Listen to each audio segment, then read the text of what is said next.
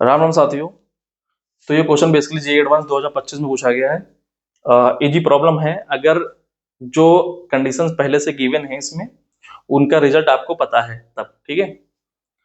तो basically question क्या है, पी एक मैट्रिक्स गिवन है डायगोनल मैट्रिक्स से, और क्यों एक 3x3 की मैट्रिक्स से इन्वर्टिबल है, मतलब डिटरमिनेंट नॉन जीरो है। और क्यों यहाँ पे क्या गिवन है,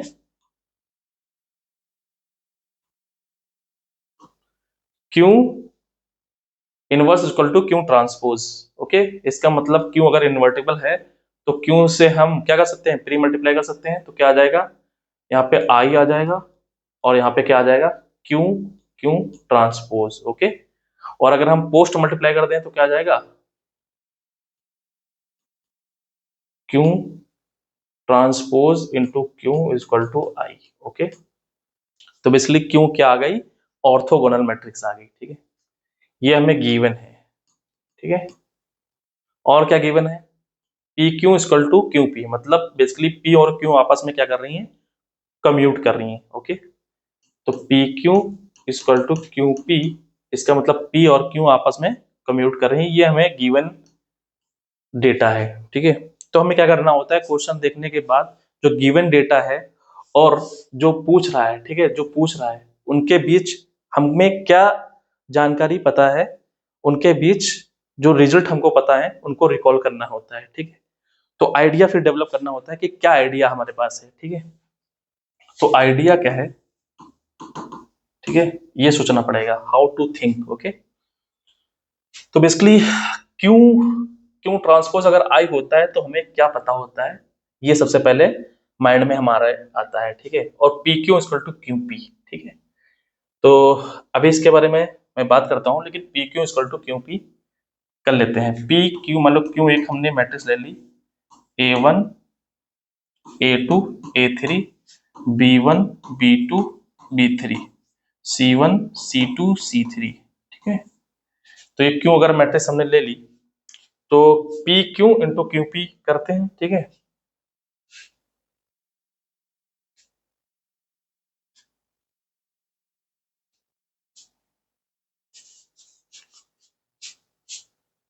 P Q into Q P, तो पी क्या है, 2 0 0 0 2 0 0 0 3, ठीक है।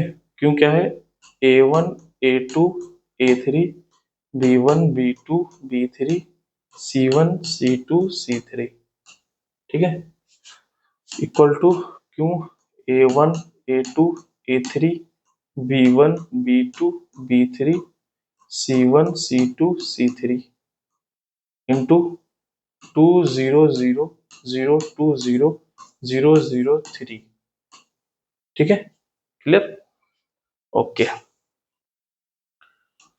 तो बेसिकली मल्टीप्लाई करो रो इनटू कॉलम, ठीक है। अब पहला एलिमेंट रो का नॉन जीरो है, बाकी सब जीरो है, तो कॉलम का पहला एलिमेंट ही आएगा, बाकी सब क्या आ जाएंगे, जीरो आ जाएंगे। तो बेसिकली क्या आ जाएगा, 2A1 यहाँ से क्या आ जाएगा, 2A2 यहाँ से 2A3, ठीक है। सेम यहाँ पे दूसरा एलिमेंट नॉन जीरो है, बाकी सब क्या है, R2 के जीरो है, तो केवल दूसरे एलिमेंट ही कॉलम के आएंगे, मतलब B1 आएगा B2 आएगा B3 आएगा। तो 2B1 2B2 2B3, सेम तीसरा एलिमेंट नॉन जीरो है तो कॉलम के तीसरे एलिमेंट केवल आएंगे C1 C2 C3, तो 3C1 3C2 3C3, ठीक है, इक्वल टू यहाँ पे क्या हो रहा है, रो इनटू कॉलम किया जा रहा है। तो यहाँ पे पहला एलिमेंट रो का आएगा, यहाँ पे दूसरा एलिमेंट रो का आएगा, यहाँ पे तीसरा एलिमेंट रो का आएगा, ठीक है। तो ये ऑब्जर्वेशन मल्टीप्लाई करते समय आपको ध्यान में रखना है, इससे कैलकुलेशन क्या हो जाएगी, फास्ट हो जाएगी, ठीक है। 2A1 यहाँ पे 2A2 यहाँ पे 3A3, सेम 2B1 2B2 फिर 3B3 फिर 2C1 फिर 2C2 3C3, क्लियर। ओके, अब कंपेयर करेंगे, ठीक है। तो basically 2A1 equal to 2A1 possible है, okay. 2A2 equal to 2A2 possible है, 2A3 इक्वल टू 3A3, इसका मतलब कंपैरिजन कर रहे हैं हम 2a3 is equal to 3a3। और a3 क्या है? Real number. एक रियल नंबर को 2 से मल्टीप्लाई करो, फिर एक रियल नंबर को 3 से मल्टीप्लाई करो, तो a3 क्या पॉसिबल है? तभी पॉसिबल है जब a3 जीरो होगा। ओके, तो बेसिकली a3 यहां से क्या आ जाएगा? Zero.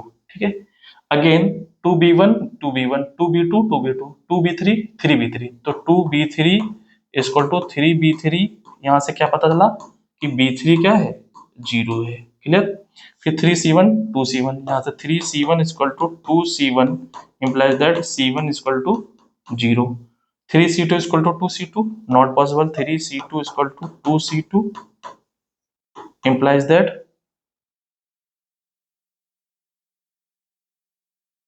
3c1। Okay,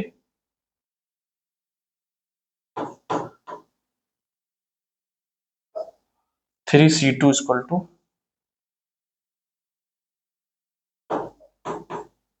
2c2 implies that c2 equal to zero. 3c3 equal to 3c3 possible है। ठीक है, तो बेसिकली चार एलिमेंट इसमें से इस मैट्रिक्स के क्या हो गए? जीरो। ठीक है, चार एलिमेंट जीरो हो गए। कौन कौन? एक तो ये, ठीक है, और एक ये, और एक ये क्या हो गए? जीरो। तो इनको मैं जीरो लिख देता हूँ। ठीक है, C3, एक ये, एक ये, एक ये। ठीक है, तो यहाँ पे जीरो, यहाँ पे जीरो, यहाँ पे जीरो, यहाँ पे जीरो। ठीक है, अब ये मैट्रिक्स ऑर्थोगोनल है। ठीक है, अगर कोई मैट्रिक्स ऑर्थोगोनल होता है तो हमको डायरेक्ट रिजल्ट पता होता है। ठीक है, बेसिकली क्या होते हैं कि जो रो वेक्टर होते हैं वो क्या होते हैं? यूनिट वेक्टर होते हैं। और रो वन और रो टू का डॉट प्रोडक्ट जीरो होता है, रो टू रो थ्री का डॉट प्रोडक्ट जीरो होता है, रो थ्री रो वन का डॉट प्रोडक्ट जीरो होता है। इसका मतलब जो ए आई, मतलब ए रो वन के वेक्टर होते हैं, रो टू के वेक्टर, रो थ्री के वेक्टर आपस में क्या होते हैं? परपेंडिकुलर होते हैं। Basically A I B I मतलब बेसिकली A1 A2 A3, ये जो वेक्टर मान लो इसका नाम मैं अल्फा वन दे रहा हूँ, और अल्फा टू में नाम दे रहा हूँ alpha two B1 B2 B3। ठीक है, मैंने जो यहाँ पे नाम दिया है, और अल्फा थ्री नाम दिया है C1 C2 C3। ठीक है, तो इनके लिए रिजल्ट होता है, अगर ये ऑर्थोगोनल है तो अल्फा वन का मॉडुलस, अल्फा टू का मॉडुलस, अल्फा थ्री का मॉडुलस इक्वल टू वन होता है। मतलब ये यूनिट वेक्टर होते हैं। एक तो रिजल्ट ये, दूसरा रिजल्ट ये है alpha one alpha two alpha three mutually perpendicular होते हैं। मतलब basically alpha one dot alpha two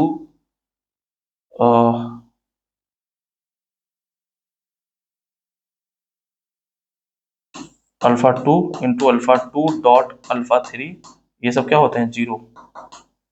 alpha three dot alpha one equal to zero. ठीक है, तो ये रिजल्ट हमको पता होना चाहिए। ठीक है,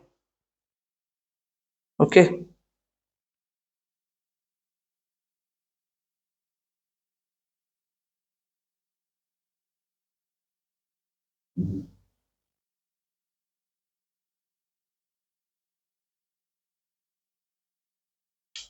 तो बेसिकली क्या गिवन है यहां से रिजल्ट वन से कि समेशन ए आई, मतलब ए वन इसका वेक्टर, ये वेक्टर अल्फा वन है, ये वेक्टर अल्फा टू है, ये वेक्टर अल्फा थ्री है, तो यूनिट वेक्टर होते हैं ये। तो इसका मतलब ए वन का स्क्वायर प्लस ए टू का स्क्वायर क्या आ गया? वन आ गया। यहाँ से क्या आ गया? बी वन का स्क्वायर प्लस बी टू का स्क्वायर क्या आ गया? वन आ गया। और यहाँ से क्या आ गया? जीरो प्लस सी थ्री का स्क्वायर क्या आ गया?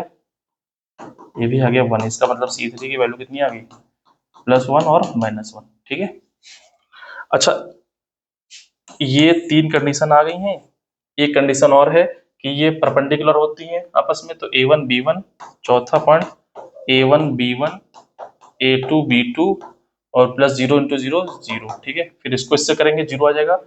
थर्ड रो फर्स्ट रो से करेंगे तो जीरो आ जाएगा। तो ये चार कंडीशन को फॉलो करने वाले हैं हमको। ये A one A two B one B two C three ये हमको चाहिए। ठीक है, तो पहले हम वन को समझ लेते हैं। ठीक है, वन को, ठीक है, ए वन का स्क्वायर प्लस ए टू का स्क्वायर इक्वल टू वन कब पॉसिबल है? जबकि A1 और A2 कैसे हैं, इंटीजर्स हैं, ठीक है। तो अगर इंटीजर्स हैं तो दोनों का स्क्वायर का सम 1 आए, इसका मतलब ये हुआ ये 1 हो और ये 0 हो, या फिर ये 0 हो 1 हो, ठीक है। ये तो पॉसिबिलिटी है, मतलब ये 1 हो जाए, ये 0 हो जाए, ये 0 हो जाए, ये 1 हो जाए, ठीक है। या फिर -1, इनमें से कोई एक ले लो, ठीक है। -1, 0, 0, -1, तो 4 पॉसिबिलिटी यहाँ से बेसिकली A1 A2 की निकल आई, ठीक है।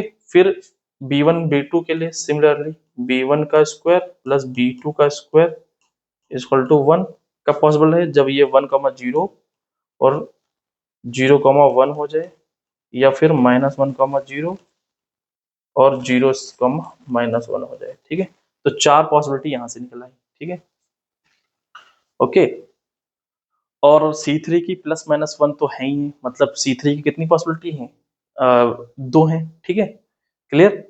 अब A1 B1 A2 B2 equal to 0 भी होना चाहिए, ठीक है। तो यहाँ पे बेसिकली A1 B1, ठीक है, A1 B1, तो A1 B1 ले लिया, तो बेसिकली B1 की वैल्यू क्या आ गई,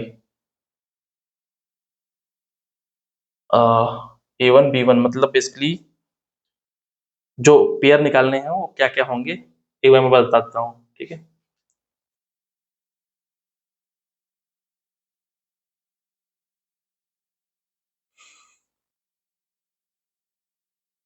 A1 A2 0, B1 B2 0, 0 0 C3, ठीक है,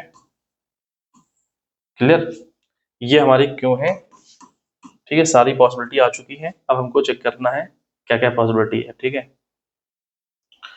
तो अगर हमने 1, 0, ठीक है, 1, 0 ले लिया, तो मैं कुछ पॉसिबिलिटी दिखा देता हूँ, ठीक है, ठीक है। तो अगर हमने ले लिया 1, 0, 0, तो 0, 1, तो 0, 1 लेना पड़ेगा। अगर हमने 1, 0 लिया तो 0, 1 लेना पड़ेगा, क्यों, क्योंकि हमको डॉट प्रोडक्ट क्या दिखाना है, 0, ठीक है। तो 0 1 0 0 0, ठीक है, क्लियर। मतलब बेसिकली इसको लो तो ये लेना पड़ेगा, अगर आपने ये लिया तो ये लेना पड़ेगा, ठीक है, क्लियर। बाकी 0 0, यहाँ पे एक पॉसिबिलिटी +-1 है, ठीक है, क्लियर। यहाँ पे 2 पॉसिबिलिटी है, ठीक है। सिमिलरली अगर आपने इसका ये वाला ले लिया, मान लो 0, 1 ले लिया, 0, 1, तो इसका क्या लेना पड़ेगा, 1, 0, फिर +-1, ठीक है, क्लियर। फिर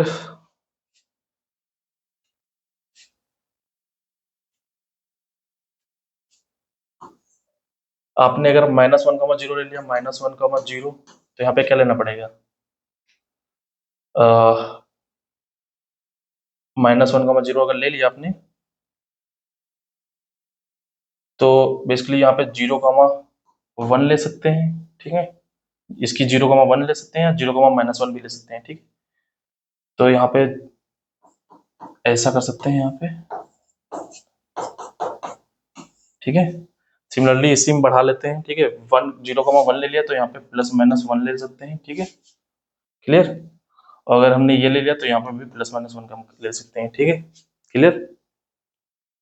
ये बात समझ आ रही है ना, ये 1, 0 0, 1 -1, 0, और एक और हम ले लेते हैं 0, -1, ठीक है, इसका 0, -1, तो यहाँ पे क्या पॉसिबिलिटी है, +-1 0 0 0 0 +-1, ठीक है, क्लियर। तो बेसिकली यहाँ पे कितनी मिलनी है, ठीक है, यहाँ पे कितनी मिलनी है, एक 1 के साथ प्लस प्लस वाली, ठीक है, फिर 1 के साथ माइनस प्लस वाली, ठीक है, क्लियर। फिर माइनस प्लस माइनस माइनस, तो यहाँ पे 4 दिख रही है आपको, ठीक है। तो बेसिकली यहाँ से 4 मिल रही, ठीक है, 4 है यहाँ पे, क्योंकि इसकी दो, ठीक है, 1 1 1, फिर 1 1 -1, 2 दिख गई, फिर 1 -1 +1, फिर 1 -1 -1, ठीक है, क्लियर। तो बेसिकली मैं ट्री डायग्राम से बता देता हूँ, +1, यहाँ पे +1 की +1, ठीक है, फिर +1 -1, ठीक है, यहां से एक मिनट, यहाँ से एक और पॉसिबिलिटी है, ये -1, फिर यहाँ पे अगर -1 ले लिया तो फिर यहाँ पे +1, फिर यहाँ पे -1, ठीक है। तो 4 हमको यहाँ पे क्या मिल गई, 4 डिटरमिनेंट मिल गई यहाँ पे, तो 4 डिटरमिनेंट यहाँ पे भी मिल जाएंगे, 4 यहाँ पे, ठीक है, 4 यहाँ पे, ठीक है। तो कितनी हुई, 4 4 8, 4 12, 4 16, ठीक है। टोटल डिटरमिनेंट सी हो गई, ठीक है। सो टोटल क्यू आर 16, ठीक है। ये हमारा क्या होगा, रिक्वायर्ड आंसर होगा, ओके।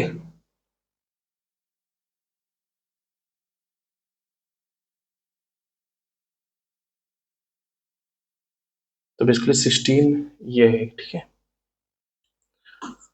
तो ये रिजल्ट कैसे आता है मैं थोड़ा ये बता देता हूँ, ठीक है।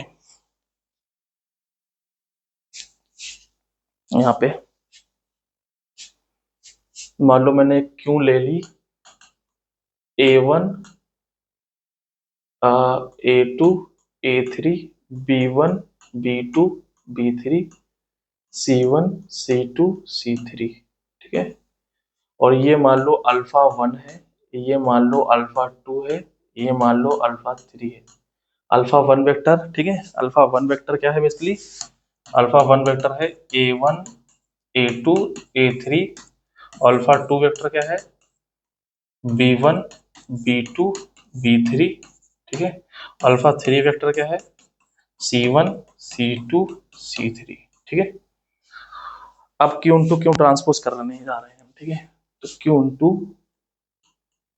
क्यू ट्रांसपोज, तो यहाँ पे क्यू क्या है A1 A2 A3 B1 B2 B3 C1 C2 C3, फिर मल्टीप्लाई करेंगे ट्रांसपोज से, तो क्या होगा, रो क्या हो जाएंगे, कॉलम हो जाएंगे। तो A1 A2 A3 B1 B2 B3 C1 C2 C3 equal to क्या है 1 0 0 0 1 0 0 0 1, ठीक है।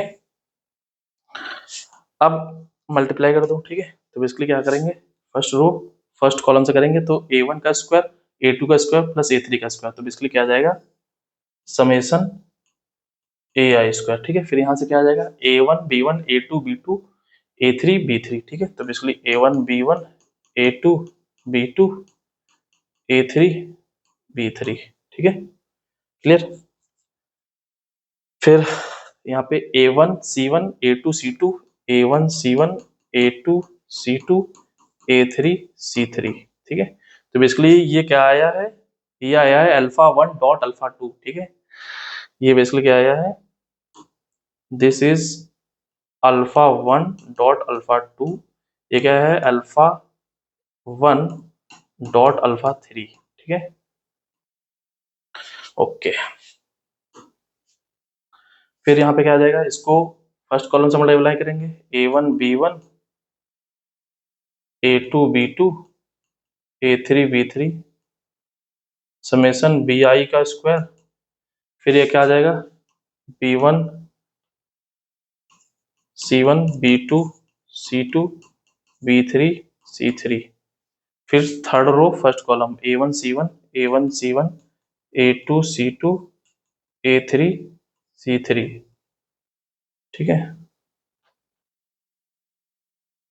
फिर B1 C1 B2 C2 B3 C3, ठीक है। फिर समेसन CI का स्क्वायर इक्वल टू 1 0 0 0 1 0 0 0 1, ठीक है, क्लियर। तो कंपेयर करेंगे तो समेसन AI क्या आ जाएगा 1 आ जाएगा, समेसन BI स्क्वायर क्या आ जाएगा 1, समेसन CI स्क्वायर क्या आ जाएगा 1। तो यहाँ से बेसिकली क्या रिजल्ट मिला, result summation AI square equal to summation BI square equal to summation CI square equal to 1। तो ये बेसिकली क्या है अल्फा 1 का मॉडुलस, तो इनका अगर स्क्वायर करेंगे, ठीक है, तो बेसिकली स्क्वायर भी 1 होगा, तो मॉडुलस इसका मतलब क्या होगा इक्वल होगा, ठीक है। ओके, क्योंकि अंडर रूट लगा होगा तो 1 आ जाएगा, ठीक है। तो यहाँ पे बेसिकली अल्फा 1 अल्फा 2 क्या आ गए, अल्फा 1 अल्फा 2 अल्फा 3 क्या आ गए, यूनिट वेक्टर्स आ गए, ठीक है। रिजल्ट 1 रिजल्ट 2, यहाँ से ये अल्फा 1 अल्फा 2 है डॉट अल्फा 2 है, ये अल्फा 1 डॉट अल्फा 3 है, ठीक है। और ये क्या है, अल्फा 2 डॉट अल्फा 3, ठीक है। कंपेयर करेंगे, इसकी वैल्यू 0, ठीक है, इसकी वैल्यू 0, इसकी वैल्यू 0, ठीक है, यहाँ से ये 0, ठीक है। तो basically alpha 1 dot alpha 2 equal to 0, alpha 2 dot alpha 3 equal to 0, alpha 3 dot alpha 1 equal to 0। Clear. अगर डॉट प्रोडक्ट 0 है, इसका मतलब एंगल इनके बीच क्या रहा होगा, 90, cos 90 इक्वल टू 0। इसका मतलब अल्फा 1 परपेंडिकुलर है अल्फा 2 के, अल्फा 2 परपेंडिकुलर है अल्फा 3 के, और अल्फा 3 परपेंडिकुलर है अल्फा 1 के, ठीक है। Implies that alpha 1 alpha 2 alpha 3 क्या है, ये तीनों वेक्टर म्यूचुअली परपेंडिकुलर है, ठीक है। तो ये रिजल्ट 2 हो गया, ठीक है। तो ये बेसिकली आपको पता होना चाहिए जब आप तैयारी कर रहे हो, ठीक है, जे एडवांस की। Clear, thank you.